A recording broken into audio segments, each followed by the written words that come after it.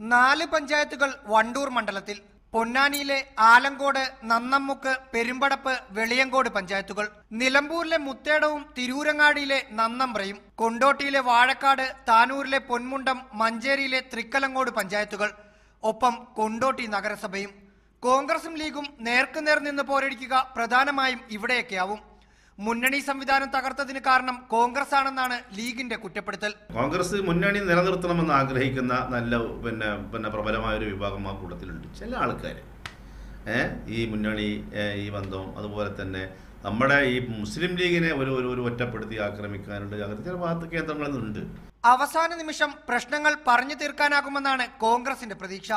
ഇപ്പോൾ പ്രശ്നങ്ങളുള്ള പഞ്ചായത്തുകൾ വളരെ കുറവായതുകൊണ്ട് ആ പഞ്ചായത്തുകളിലെ സഹപ്രവർത്തകന്മാരെ 2 പാർട്ടികളും ഒരുമിച്ച് ചേർത്ത് വിളിച്ച് രമ്യമായ രീതിയിൽ ചർച്ച നടത്തി പരിഹാരമുണ്ടാക്കാൻ സാധിക്കുമെന്ന് തന്നെയാണ് പ്രതീക്ഷിക്കുന്നത്.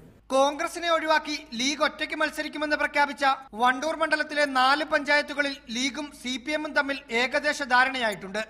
റഹീസ് റഷീദ്, മീഡിയ 1, മലപ്പുറം.